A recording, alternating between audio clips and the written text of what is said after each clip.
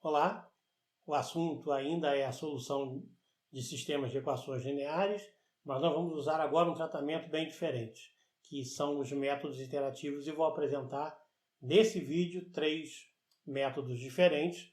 Enquanto nos métodos diretos que nós vimos até agora, a gente tinha problemas de erro de arredondamento, e a gente até tinha uma preocupação com isso, por exemplo, fazendo pivotamento para minimizar os erros. Nos métodos iterativos, nós vamos ter agora uma fonte adicional de erro, porque além dos problemas de arredondamento das operações, também o método é aproximativo. Então, quanto mais iterações eu fizer, mais próximo eu vou estar do valor verdadeiro. A vantagem que esses métodos têm é que eles são de uma implementação muito mais fácil que os métodos diretos, como a gente viu de decomposição LU, Cholesky e os outros. Vocês já viram um exemplo de um método iterativo para resolver uma equação, que é um método do ponto fixo. A gente vai começar esse vídeo, então, revisando o método do ponto fixo e fazendo a extensão para um sistema de equações lineares, que é o assunto que a gente quer tratar aqui. Então, relembrando o que é o método do ponto fixo, imagina que você tem que resolver essa equação. Cosseno de x menos x igual a zero.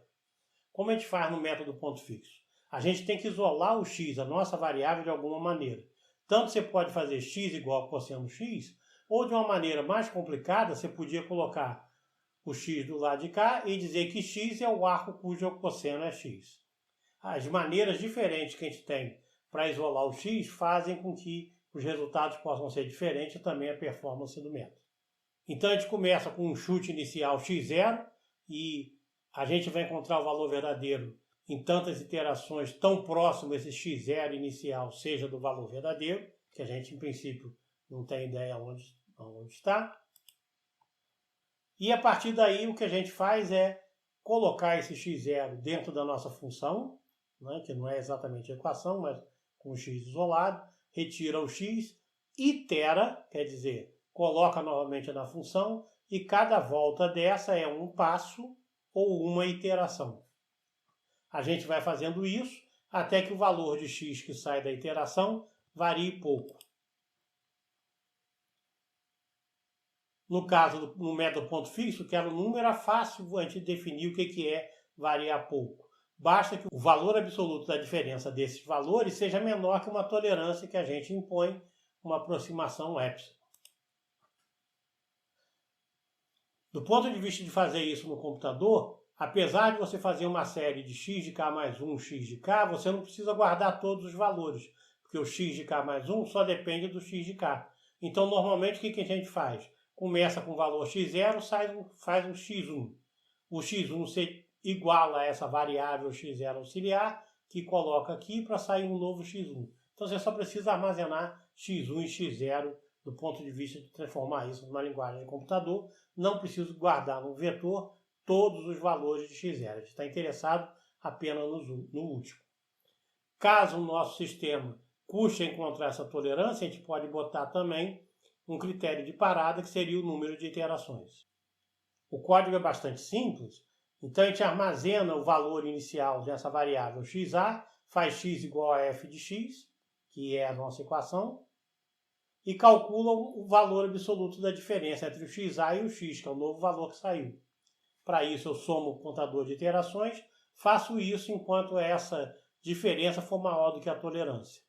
Eu fiz esse programa completo para a equação que a gente viu, e aqui a gente começa com um valor, por exemplo, eu comecei com x igual a 1, no primeiro valor foi 0,877 e a diferença deu 0,37. Quanto mais iterações eu faço, quer dizer, eu coloco esse valor de x dentro da função e retorno a outro, eles vão convergindo para esse valor entre 7,3 e 7,4. O dx vai diminuindo, como a gente pode acompanhar nessa segunda coluna, o que significa que o método vai convergir. Assim eu posso obter uma raiz tão precisa quanto eu queira, só controlando a tolerância. O que nós vamos fazer agora é estender esse tratamento de ponto fixo para os sistemas de equações lineares. Então vamos ao primeiro método. Esse seria o método de Jacobi. Então eu tenho esse sistema para ser resolvido, que pode ser representado numa matriz aumentada, 4 equações, 4 incógnitas x0, x1, x2, x3. Então, o que eu faço é, na primeira equação eu isolo o x0, na segunda o x1, na terceira o x2, na quarta o x3. Não há obrigatoriedade nenhuma de manter a ordem das equações, isso a gente sabe que não altera o sistema. E eu começo com os valores iniciais, por exemplo, todos zero, isso é arbitrário. Então eu calculo um novo valor de x0 utilizando esses valores aqui. x0 depende de x1 e x2, calculo x0 e isso dá 0,6. Os valores aqui são aproximados. Quando eu calculo x1, eu vou utilizar o mesmo x0 daquela iteração. É esse x0, é esse x2 e é esse x3. Significa que eu tenho que armazenar esses valores aqui num outro vetor para uso posterior. Tá? Então o x2, eles usam x0, x1, x2, esses aqui, e o x3 igualmente. Agora que eu tenho esses quatro valores, eu pego os quatro ao mesmo tempo, atualizo como se fossem os novos valores e repito esse procedimento até que sejam atingidos os critérios ou de número de iterações ou de aproximação. Como a gente atualiza todos os valores ao mesmo tempo, esse aqui é um procedimento paralelo, que não tem a ver com o paralelismo de programação, tá? Mas é paralelo no sentido da dinâmica, ou seja, os quatro valores são atualizados ao mesmo tempo. A gente vai ver um procedimento diferente no método seguinte. Mas vamos ver o que acontece no método de Jacobi. Então eu começo com 0, 0, 0, dá esse valor, pego esse valor, coloco aqui de novo, pego esse valor, coloco aqui de novo, até que a variação, eu tenho que escolher um critério, a variação entre esses dois vetores seja menor que a tolerância. O que significa essa variação? Vamos voltar para o nosso vídeo de normas de condicionamento. Eu escolho uma norma para a diferença entre esses vetores. Então observe, eu tenho que armazenar esse valor, esse vetor, e tenho que armazenar esse daqui também, para fazer a diferença entre eles, calcular a norma e saber se eu continuo iterando ou não. A implementação, então, é bastante simples. Então, pegamos um sistema geral, que pode ser entrado como uma forma de matriz aumentada, como a gente tem feito em toda a disciplina, e a gente pode calcular qualquer valor desses de x como sendo o que está do lado de cá menos a soma de todos os termos, exceto aquele da linha que eu estou contando. Por exemplo, A00, aqui vai ser B00 menos todo mundo. O B1 vai ser B1 menos a soma de todos esses, exceto esse valor aqui. E no final eu divido pelo termo que multiplica, que é o A e I. Então essa é a minha fórmula, né, para calcular o próximo valor de x. E você anota que eu posso representar isso aqui num laço for, só lembrando que eu tenho uma condição em que o j tem que ser diferente de i. Tá? Então é simples a implementação dessa rotina de Jacobi. Vamos ver quais são os resultados. Agora eu vou apresentar para vocês os resultados que saem daí. Então a gente faz essas iterações até que a norma que eu escolho também, qual a que eu quero, essa norma seja maior ou igual ao epsilon. Esse epsilon a gente vai chamar de tolerância. Então, para dar uma dica de implementação, claro que eu não vou fazer aqui a rotina, a gente lê a matriz, lê um vetor. Eu fiz isso em dois arquivos separados, por simplicidade. E aí eu faço Jacobi, que depende dessa matriz que entra, e depende do vetor V, e o P é qual a norma que eu quero. Aqui eu escolhi norma 0, que vai ser a norma infinita, pelo que a gente fez nos exercícios anteriores. E eu peço para imprimir a iteração e qual foi esse valor da norma. Essa rotina, ou essa função Jacobi, vai me retornar o dx, que é a norma da diferença entre as duas últimas iterações, dado uma tolerância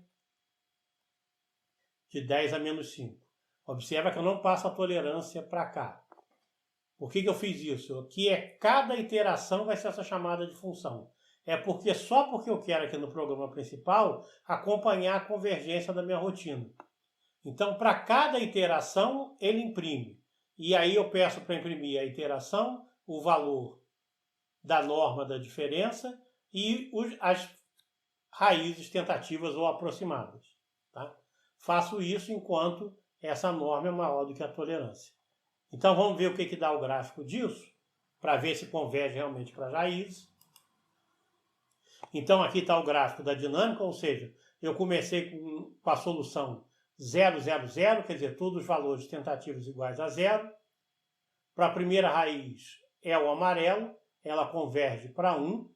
A última também converge para 1, uma delas para 2 e a outra para menos 1. Todas elas partiram de 0. O que você observa aqui no método de Jacobi é que ele tem uma tentativa, por exemplo, vamos acompanhar esse amarelinho. Ele começa com valor 0, que é menor do que a raiz. Então ele aumenta o valor, vai para um valor que é maior do que a raiz, menor, maior, menor e assim por diante. Esse procedimento de ir para baixo do valor e depois ir para cima, ir para baixo, ir para cima, ficar oscilando, lembra em física aquele pêndulo amortecido, né, que vai cada vez oscilando com amplitude menor até chegar num ponto de equilíbrio parado, que seriam aqui as minhas raízes. Mas vamos dar uma olhada se isso aqui realmente é um pêndulo. O que eu posso fazer é acompanhar essa diferença entre o último valor e esses valores aqui, para ver como essa diferença vai caindo no tempo, sendo que o tempo aqui é dado pelo número de iterações. Então o que eu vou ver agora é quão boa é a minha aproximação ao longo do tempo.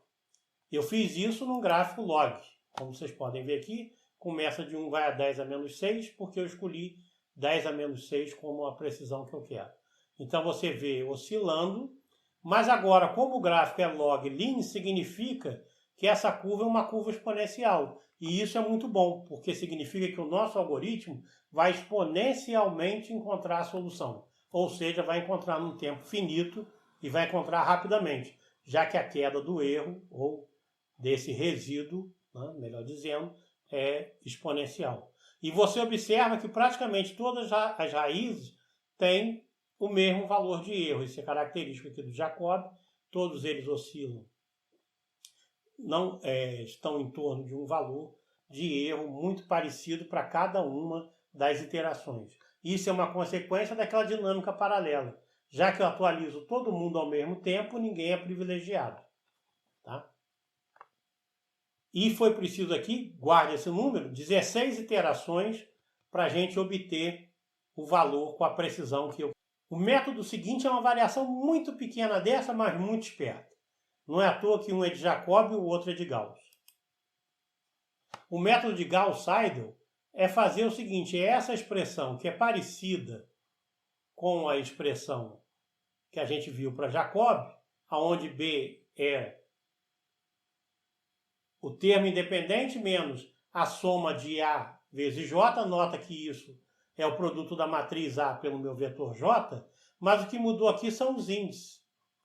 Enquanto no método de Jacobi esses índices aqui eram todos K's, quer dizer, para calcular um valor de x eu usava todos os valores de x do mesmo tempo, esse aqui é mais esperto. Já que eu atualizei o x0, quando eu for calcular o x1, eu não uso o x0 antigo, eu já uso o x0 que eu acabei de calcular. Essa é a diferença. Só esse truquezinho. Então é muito fácil implementar. Aqui em termos práticos do que aconteceu com aquele sistema que a gente viu, eu tenho as mesmas equações, não muda nada no método, tenho o mesmo valor inicial. Agora o que eu faço? Calculo x0 com x1 e x2 daqui. Quando eu for calcular o x1, e o x0 deu aqui, 0,6. Quando eu for calcular o x1, eu uso esse x0. Dá para ver daqui que o x0 de Gauss vai ser o mesmo de Jacobi, porque ele não usou nenhum valor da mesma fase. Mas o x1 pode ser um pouco melhor, porque ele usa esse x0 e não esse. O x2 vai ser melhor ainda, porque vai usar esse x0 e esse x1, ao invés dos outros dois que estão mais distantes. x3 vai ser uma aproximação melhor ainda, porque ele pega esses três valores melhores aproximados do que aqueles três iniciais. Então a diferença, o errinho, não deve ser a mesma agora para cada uma das raízes. Vamos ver como é que isso acontece no programa feito? Então, para Gauss, eu tenho aqui, começando todo mundo de zero, ele foi, subiu e caiu. Aqui também. Então, você nota que agora a oscilação não é clara como a gente viu no Jacobi, aquela oscilação em torno do valor médio. é alguma coisa muito mais rápida. Isso também em física é aquele pêndulo super amortecido, que ele está num dado valor e ele cai rapidamente e não chega a oscilar, cai só de cara lá para o valor de equilíbrio. Para mostrar ainda que esse método é melhor que o outro, lembra, a gente precisou de 16 iterações, aqui foi atingido com 7.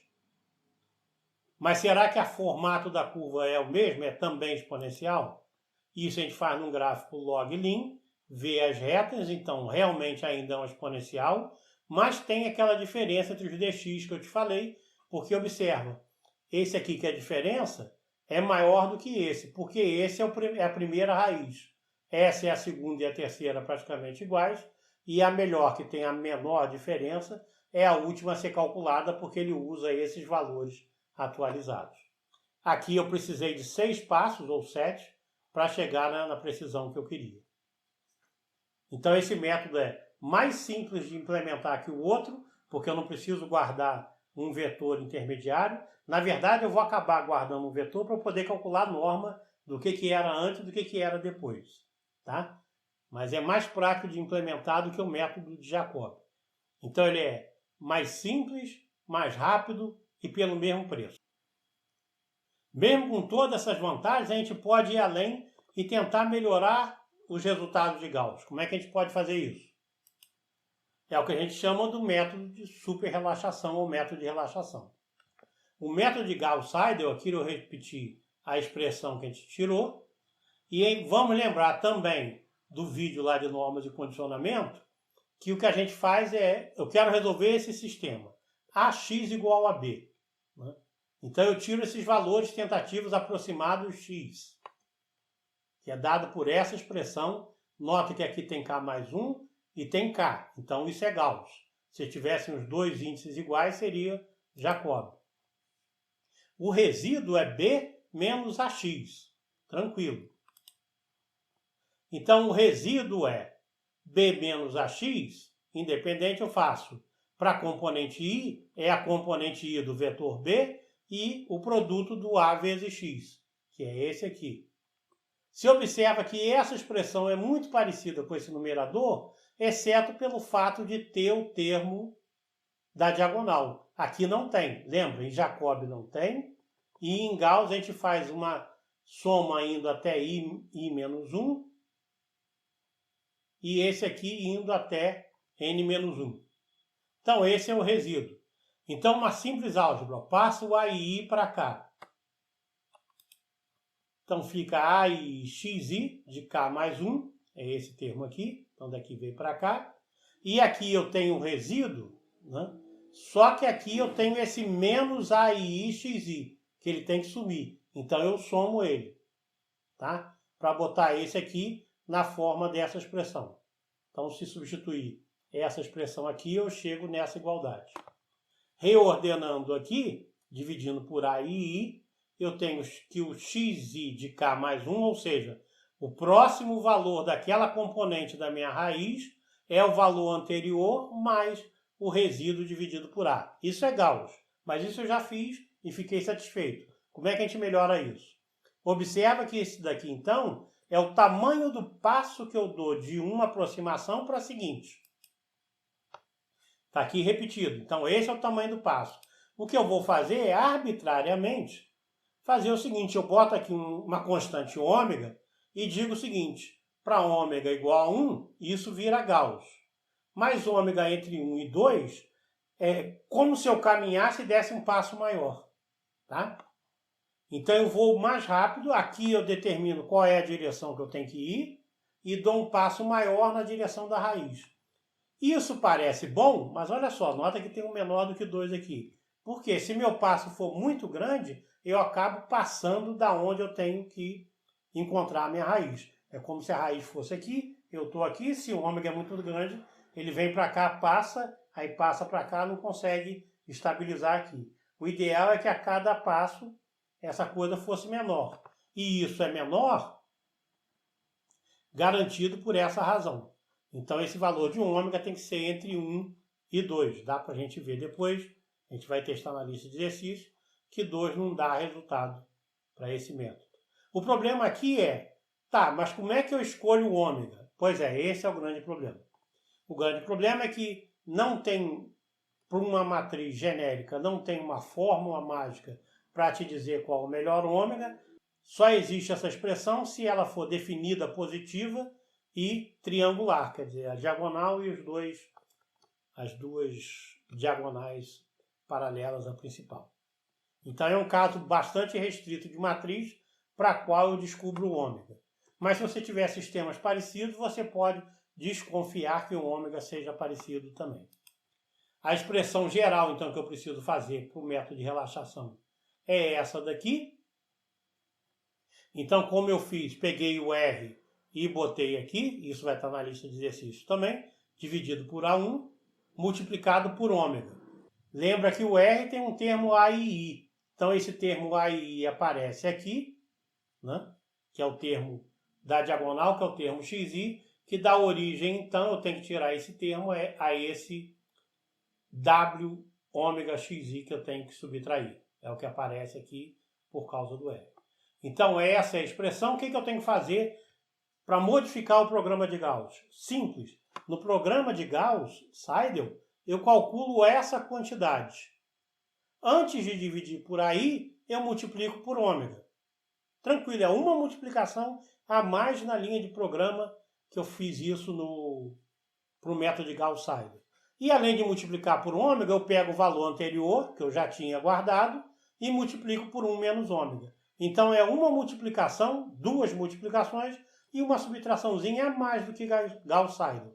Embora a expressão pareça complicada, isso aqui a gente já fez no programa passado.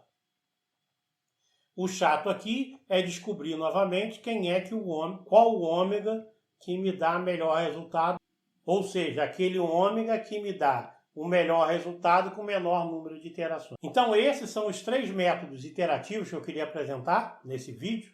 O método de Jacobi, que é a dinâmica paralela, todos os novos valores calculados são atualizados ao mesmo tempo. O de Gauss é a dinâmica sequencial. Você calcula o x0, usa ele para calcular o x1, dele você usa para calcular o x2, x3 e assim por diante.